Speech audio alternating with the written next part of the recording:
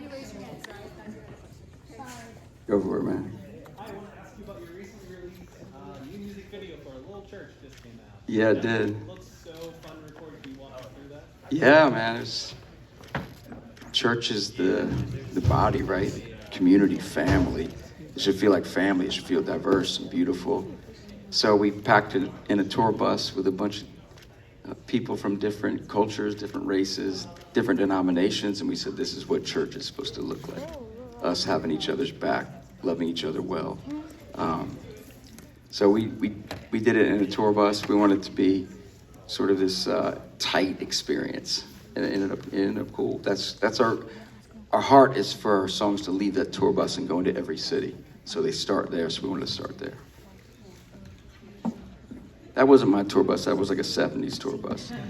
Mine's like 2020. Yes. My name is Ava Mashburn with Shine Messenger. I was wondering what the best piece of advice you've received from another musician is. From another musician, that's good. Somebody once said to me that they felt there was like a glass ceiling on writing songs about God. They said that, but then the person that was telling me this said they heard that. They heard an artist say that, and they felt like there's no glass ceiling because God's in everything we do. So if you're writing a song about a relationship with somebody, whether romantic or a friendship or a fight you had with somebody, or the time you walked away from someone, I mean, you're kind of working all that through your heart as it relates to God as a believer. So I think you can write a song about anything that you walk through as a believer, and it's a God song. Hey, Toby, what's God teaching you right now? Right now, still kind of powering through some grief, but God is teaching me that really more than anything, that moment by moment, no matter what, I tend to look ahead. You know, even on like writing songs and stuff, I'm looking to the next thing. That I just finished a record. I just put it out. I'm already trying to write new ones. So, like, it's just the way I'm wired, right? But I think God is really bearing down on me to realize that every appointment throughout my day is Him putting this person in front of me, or Him giving me this moment of time for peace, or Him speaking to me through someone. Like every one of these things. So trying to just stay in that literal moment, and trying to serve God, not Toby. If I dare call Him Lord, that makes me a servant. And a servant waits on the request of his Lord. And that's how I want to live. How does it feel to have this song recognized by the Make fans? some noise This song for not Crowder! How is that? I mean, what I do every day is most of my life I've toured, you know what I mean? I've done hundreds of shows a year, really. So I'm a person that recognizes that when God gives you a gift, in my case, in your case, it's doing interviews, clearly. In my case, it's maybe doing music. And all of us have a lot of gifts. He doesn't just give us one, usually. I'm a dad, too, and I'm a husband. But the gift He gave me in music is, I look at it as if He gives you a gift, He's giving it to you not to put music out and take from the people, but to put it out there and serve them. And pray that God includes you in His process of turning eyes to Him.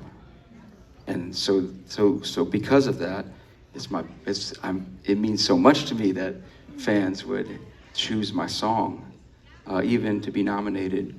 But there's so much great art out there. Awards are hard because there's so many people making amazing art that doesn't get that notoriety.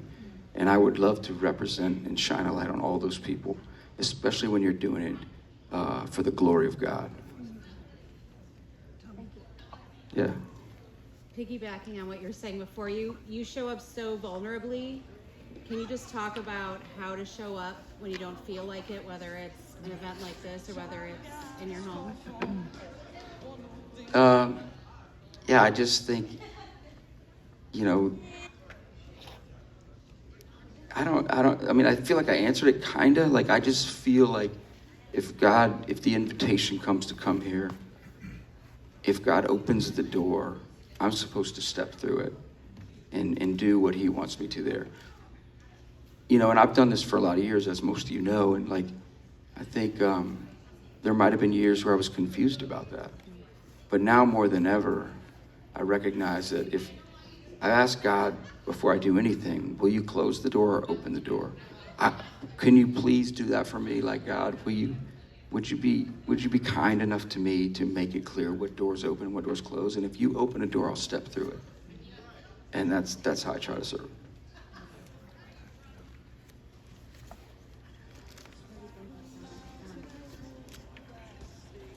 I know that you're an artist. And I'm an artist. And I'm also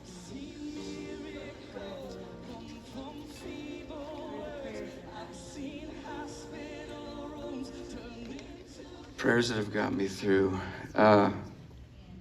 Just give me a glimpse of what eternity looks like. Help me to live in that. Like, it's so easy to focus on what's going on down here, and when something brings us pain,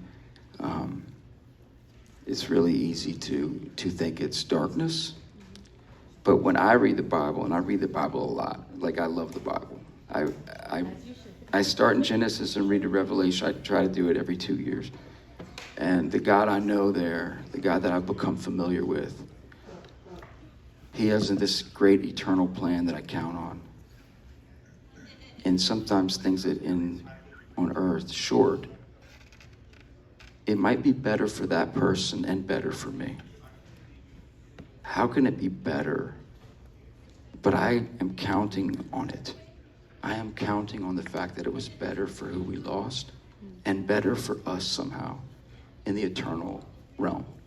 I'm counting on that. I'm going down with that thought and that belief and that faith.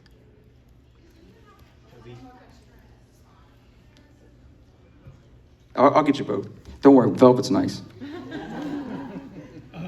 Scott with Worship Road Radio in Vancouver. You're a legend in the industry, obviously. Give us a brief state of the industry from your perspective. I think the state of the industry is amazing. I think there's a freshness coming that we've needed for a while. And I'm so grateful to get to watch it bloom right in front of me. You know what I mean? I've kind of thought for a while that like we need something really fresh to come in. And I feel like, you know, with Forrest and Brandon, Phil, Jamie McDonald, I mean, there's just a bunch of artists, John Reddick, Terry, and I mean, these are artists that are coming out, and I think it feels really fresh. And I'm like, I feel almost like a little responsibility for our industry because I love it, and I've done it my whole life. I've served, you know, Christian music my whole life, and Christian music has kind of served me its whole life. So, like, I care for it. I sort of want to shepherd it a little. Not that it's my responsibility, but hey, I care. I've done it my whole life.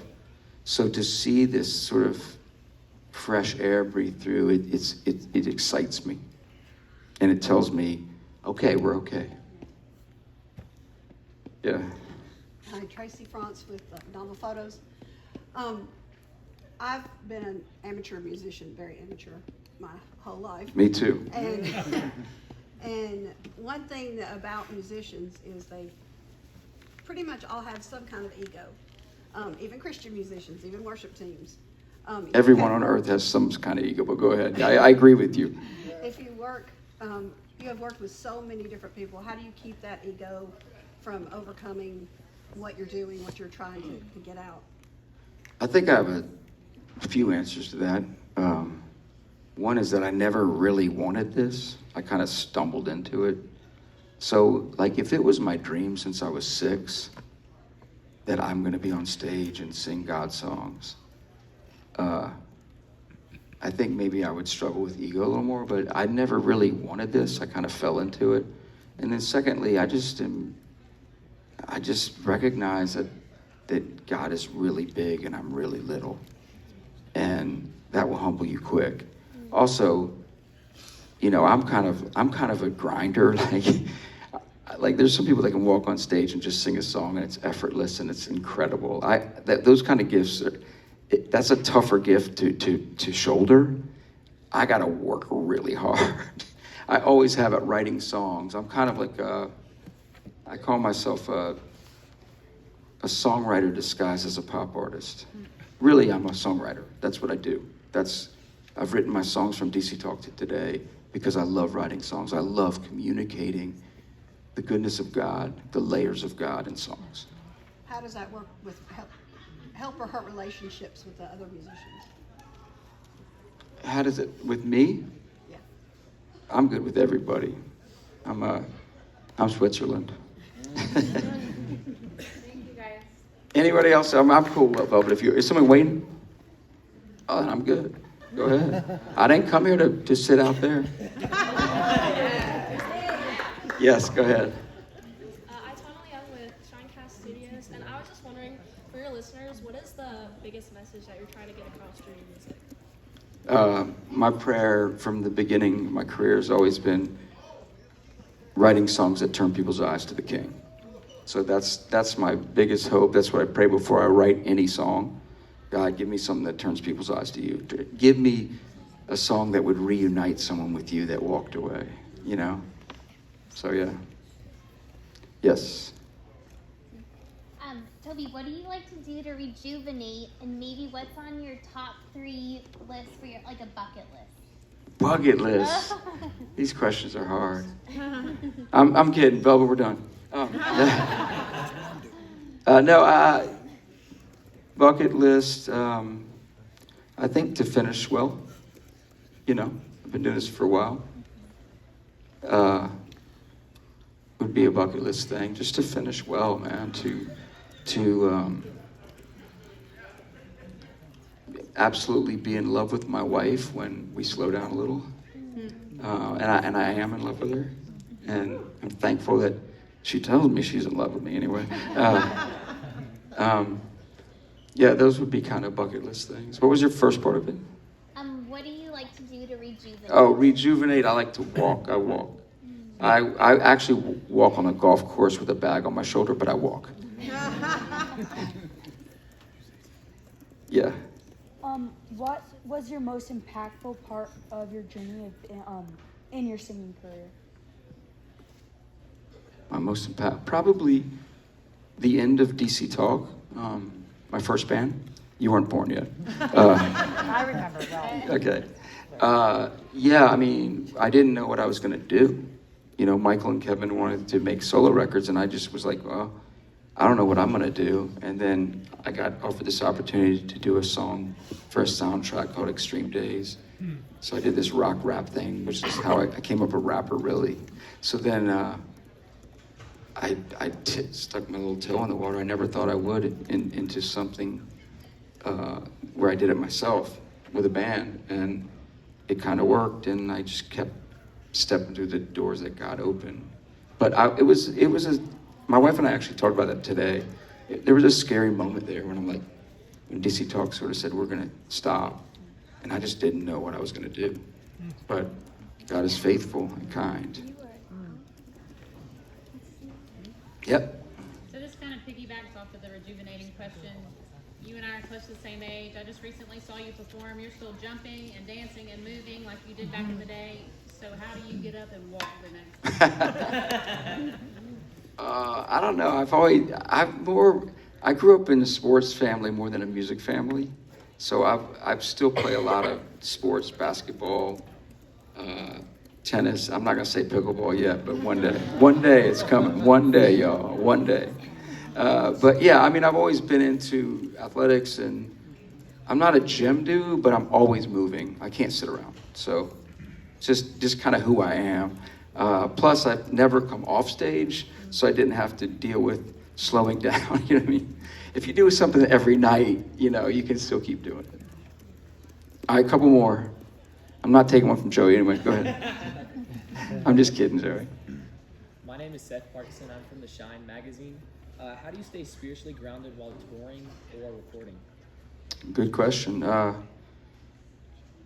I love the Bible. I read it every day. I think it's important. I have a philosophy where God speaks to us through his word, and we speak to him through prayer. So if I'm not talking to God and he's not talking to me, so if I'm not reading the word and praying, do I really have a relationship with God at all? So I think, like, relating to God is the most important thing. That's how I stay, like, what was your question? How do I stay what? Spiritually grounded. That's how I stay grounded, just by communicating with God and and looking for him to communicate with me through his word. If that thing's happening, grounding is happening, you know what I'm saying? Yeah. All right, last one, Joey. Okay, so you and Amanda have visited her home country of Jamaica, right? Many times, Yeah. yes. So when you go back to Jamaica every Yeah, Mom. every now and then, where's your mindset is when you ever come to Jamaica? Because it's always a different approach every time you come back though, like whether it's like exhibition or like finding yourself or recharging. Where's my mindset when I go to Jamaica? Yeah. Yeah. I think it's just taking in my wife's, where she's from. Her family is amazing. Her dad actually, he's 85 years old. He taught me how to love God. He truly, like, I grew up in a Christian home, but he taught me how to have a relationship with the King. And just watching him live. Also, just Jamaicans in general are super positive people. Sometimes they, when you go to a country like that, there's some rough areas where they don't, they don't have all the things we have in a first world country, but the joy that they have, which I know people say that whenever they go on a mission trip, but it's just true. It's just true. I think that's beautiful. I think her family's beautiful, and I think just the country's raw and beautiful, and I see God in everything. Oh, hey. All right, thank you guys.